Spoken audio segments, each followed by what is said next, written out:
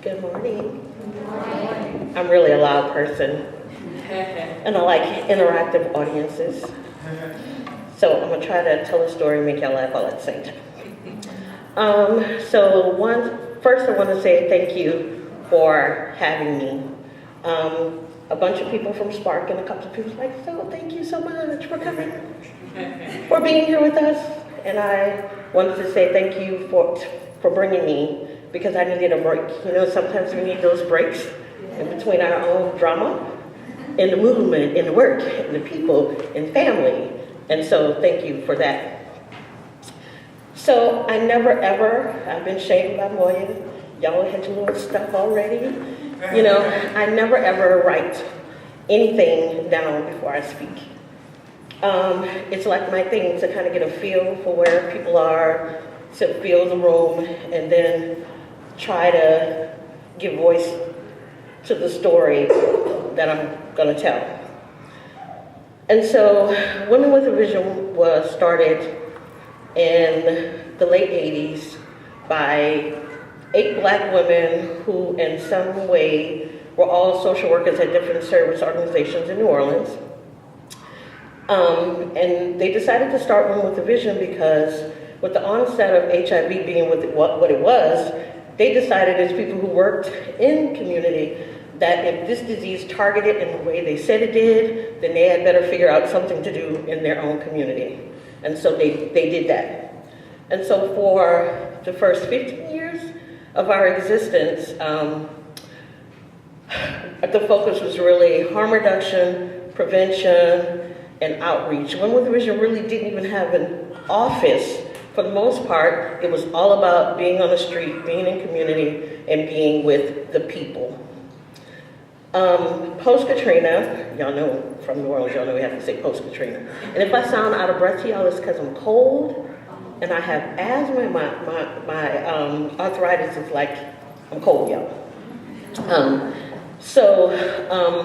Post-Katrina, the work remained the same, but it kind of shifted. We thought we did policy before, because if any of you were to ever meet any of those 8 women, you would know why.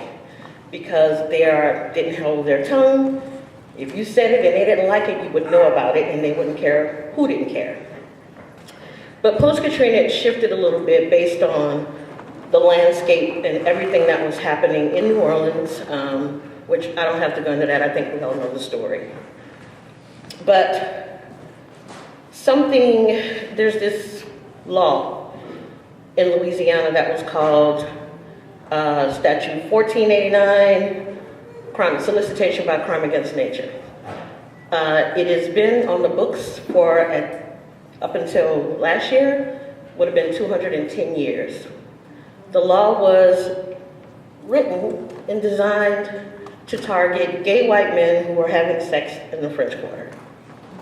And so fast forward to years later, the law shifted and was targeting poor Black women and trans women who, as we call it, just a talking crime, were charged with prostitution, which by the way carries a misdemeanor charge, but crime against nature, which is anal or oral sex, is an automatic felony conviction. And not only is it a felony conviction, you have to register as a sex offender, it says sex offender on your ID, and everything else. And so post-Katrina, we noticed a lot more women coming in with this charge. And we couldn't understand, because it's not like it hadn't been there before, but some judges kind of enforced, you know how it is in the criminal justice system. Judges feel like they're God, so I'm gonna decide to do like I want. So some people were charged harshly and some were not. But what we noticed was it just seemed to be getting worse, and I really didn't understand why.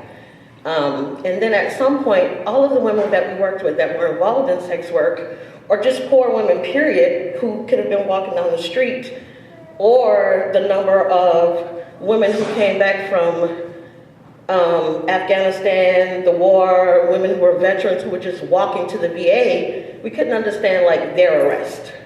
And so we figured out, being the US government as they are, that it had to be that Louisiana had just gotten like millions of dollars from the Department of Justice to target violence and clean up and fine, because you know, everybody got the violent offenders all over the US. They were let out of New Orleans, the bad place that it is. So we got to give y'all money to find them. And instead of them so-called doing that, they just did what we know they do. They picked the lowest fruit. And in doing so, the number of women and trans women that were targeted increased greatly. And so once they came in, after one of my clients came in one day who was 21 years old at the time, had been on the street since she was like 13, had been doing her best to be clean, to get her, and I hate saying this word, but to get her life together. I hate that. Some terms I really hate, y'all, because I feel like it's hard to say somebody's trying to get something together that nobody has kind of given them the tools to do so. But in talking to her, I went home that night and I could not sleep because I couldn't understand how I was just going to sit and let this happen. Like, we have to do something. So I told it to a few people, and they was like, you know you can't do nothing about that. I hate when people tell me I can't do something. And they said, I was like, we have to figure out a way. There has to be something we can do, somebody we can talk to. You can't fight Louisiana. You can't fight Bobby Jindal. Bobby Jindal. You're not going to be able to touch that. And so maybe a week later, I got a knock on the door at about 1 in the morning, and nobody lived with me but my partner and our, at the time, 170-pound dog. And it was the police. Now, why? Anybody that knows me know why NOPD would be at my door. Either they were coming to get me, I thought. But he said, I'm looking for this woman. She's a violent offender. She needs to get off the street, and this is her address. I was like, no, I don't know her. Well, I'm gonna come back. Okay, you can come back, but I don't know her. I said, well, what was the charge? I don't have to tell you that. I said, well, in order for me to help you, lying, I need to know what the charge is. She's a prostitute. And I was like, get out of here. This violent offender. Maybe 3 days later, they came back, but this time, again, we have millions of dollars. Now we have U.S. Marshals, we have the DEA, we have everybody. And at least 8 cars surrounded my house, and because they was looking for this woman, this violent offender who they couldn't find, who was a sex offender, who was really just a woman who struggled with addiction and mental illness and who was homeless. I don't know how my address ended up on her card, but it did, and I figured this was a sign from the universe that, okay, Deon Haywood, we gotta do something. And so we decided to challenge this statute. And y'all live in the South, y'all know we live in a unique place, so challenging things are not always easy. But what made it even more difficult is there was no one willing to stand with us. They told me that your foremothers have left this organization to you. You're going to run it in the ground. You're committing agency suicide. You're not going to have a career. And I really don't think I was one of those people that I ever thought about my career in that way, like this was going to make it or break it. I just knew that in the vein of all that we are and all that those women are, that somebody needed to say something. And so we gathered all the social justice organizations in New Orleans, and they were ready to fight within social justice organizations. And I say that because it wasn't the women's rights organizations in New Orleans. It was not the HIV community in New Orleans. And those that did want to fight really only cared about the white gay men who may have had the charge when they were young and needed to get rid of it for them. And so we took on this fight, and we got some partners. We got some New York lawyers, got attorney Andrea Ritchie, and we fought and we won. And we won not, thank you.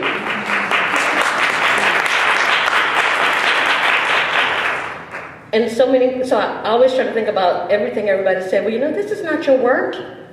How could it not be my work? We work to promote and change the lives of women not by saving them, but try to help give them the tools to do what they need to do for them. In whatever way that looks like, how could we not fight it? How could we sit by and just Orleans Parish that 80% of the people on the sex offender registry were African American women? Not trans women, because y'all know the state doesn't collect around data around sexuality or gender. So 80%. And that majority of those women were mothers, were people's daughters, were people's grandmother. And that we needed to do something. And so I never thought that we would win, because I kind of let all the things that people said to us play in my head. Y'all are too small. You only have a staff of so many. There's no way you're gonna do this. Y'all are black. Y'all are not gonna change a Louisiana law. There's nobody who's gonna listen to you. And I was like, they're gonna listen because we're gonna tell a story. And historically, as a part of who we are as a people, we tell stories. And so what is gonna, and everybody's, this has been challenged before, and when I saw the number of times that had been challenged, but not once did any group ever use the voices of women who were directly affected by this statute as a part of their case. It was always a gay issue. And I used to, whenever I would say that, then of course I'm anti-gay, I'm anti-queer, and I can't possibly, since I identify as a black lesbian, I couldn't possibly feel that way. I just know that as a black woman, somebody has a story, we're gonna figure out a way to tell this. And so we did that, we collected stories, and it was really that changed, sadly to say, lawmakers' minds. Because no longer you can say that it was this group of people and that they were deviants and that they were just drug users and they have problems and they probably all have been molested or they all have been raped, when it was kind of far from the truth. Our clients were so diverse. It's amazing to think about the number and the amount of people who were a part of that case. And so when we got the first win, I never thought we would find a lawmaker to take it on, but she did. She did. State Rep Charmaine Stiers, she did it. She stepped in and she was like, I'm going out next year. This is my last time. Let's do it. And I watched this black woman who was about 4'9" work the crowd. She went to every Louisiana lawmaker, and every time I had to travel to Baton Rouge, I would say, I'm not going. I've had enough. I would tell lawyers, I can't talk to these white men. I'm not cut out for that. I was like, who was that said I'm not the one to send to talk to them? That's me. That's me. Because I didn't think I could do it because I'm a cusser. I can't take much. My patience is limited. So I didn't think I could talk to them, but I just challenged them on what they thought. And that's how it worked. And so in changing this law, and when we think about what black women are doing to organize, what we are doing to change with what the South looks like for us, is giving voice to our stories. It's as simple as that. I keep trying to make this big elaborate thing and come up with some new framework for it, but actually it fits into the same one we've all been telling for years. And I kept saying, everybody always says, it's new. It's this new thing we're doing. And it's not. It's not. Somebody stood in these spaces before we were organizing community. And I had the pleasure in the last few years to build a really strong friendship with Dr. Mary Frances Berry. And she wrote this book called My Face is Black is True, Callie House. If you have not read that book, I please beg you to read it. But the book Callie House organized in the mid 1800s to the early 1900s, organizing around slave reparations and health care for former slaves. And I was like, shit, this is me. This is us. This was done before. And so I told Moya this morning that I YouTubed her the other night while in bed at 2 o'clock in the morning. And she was talking on Sister Fire, and she said, we're not going to change this right now. That we have to lay a groundwork for the future. for that change to continue to happen. It was people like Callie House, it was the people, all the people that stood before us that are making it right for us to be here right now to lay the groundwork for what we're not going to change today. Because I have decided after Hurricane Katrina, last year, Women with a Vision's office was, we had an arson attack. And to this day, the Department of Justice, even though they can spend millions of dollars to send all of this to my house to look for one woman, have not even tried to find out who set the fire at our office. And I want y'all to know what they said to me. They said, well, it's probably these crackheads you got. That's what it is. It got to be, you know, well, who in your office, one of these women in your office dating a white man? What? Right, because witnesses said they saw a white male running from the scene after the fire. So it couldn't be that somebody hated our work or that they hated the fact that we did reproductive justice. It seemed that way to me. If you would go into our office and you would target, you took your time in there and you went into the one room that had breast models, uterus, anything that had to do with the female body was set on the table, and it was probably the one room that was destroyed, our health room. And so it seemed very simple to me, like many of you that are shaking your head, that this was a hate crime. But to this day, the only thing I've been offered, or we have been offered by the Department of Justice, is counseling. And I don't know about y'all, but I used to be a member of the All People's African Revolutionary Party, and I don't want the DOJ doing no therapy for me. And so I guess the one thing I will say is what I've learned, this has been such a journey, it's been such a mind-opening experience, is because I don't think I planned for any of this to happen. It wasn't like we set out and we came up with this program and this project and this, we're gonna build a coalition to target this. We kind of just jumped on the things that we thought we were important, but what has been the foundation of our work is making sure that people understand that reproductive justice is not just about birth control and not just about abortion. It is about the right to parent. It's about the right to access to health care. It's about food. For my people, it's about access to all the things I need to be healthy, for my mind to be healthy, for me to even engage in the conversation around birth control and abortion. And the women I work with, a lot of times, people, again, I had this conversation last night, why don't black women get more involved? Well, what makes you think they're not? What makes you think that your way is the only way, and are you talking about what's important to them? You see, or this is my favorite one, you know, the black queer community. Well, I'm sorry, as somebody who has been out for a very long time, marriage equality is not the first thing on my list is when I think about my freedom. It's not. And so at Women with a Vision, we tried not to overwhelm ourselves, but y'all know what this work can do. It is overwhelming, and it's hard. I told somebody last week, I said, why let them talk me into being ED? And this stuff is overrated. Being in charge is overrated. It really is. But at the end of the day, it really is just about making sure that our needs are met. It's very simple. And that's what I tell people, and when you come in here, don't come in here with all of this fanfare. It's very simple. It's making sure that people's needs are met. We make a list, and we go from top to bottom, and sometimes from the bottom to the top, what's more important. So we're going to talk about what reproductive health looks like for HIV positive women, because not too many people want to have that conversation, because you're positive now, you have no sexual life.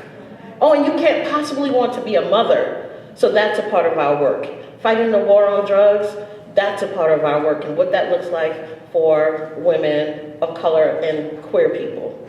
So this is our foundation, and we hope that what we are doing is just adding to the continuing story of this work and laying the groundwork for women in the South.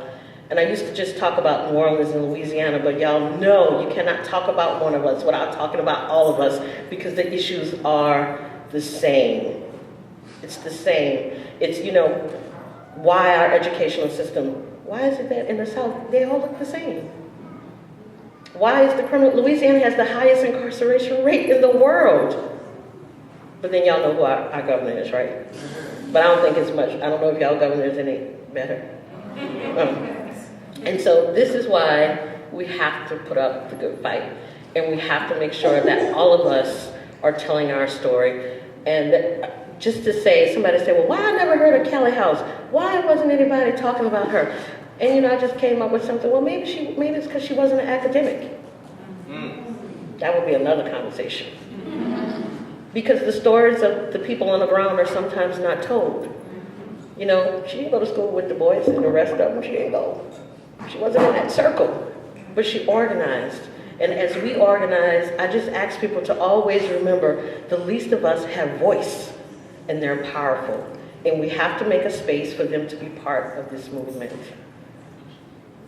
And that's it. Thank you.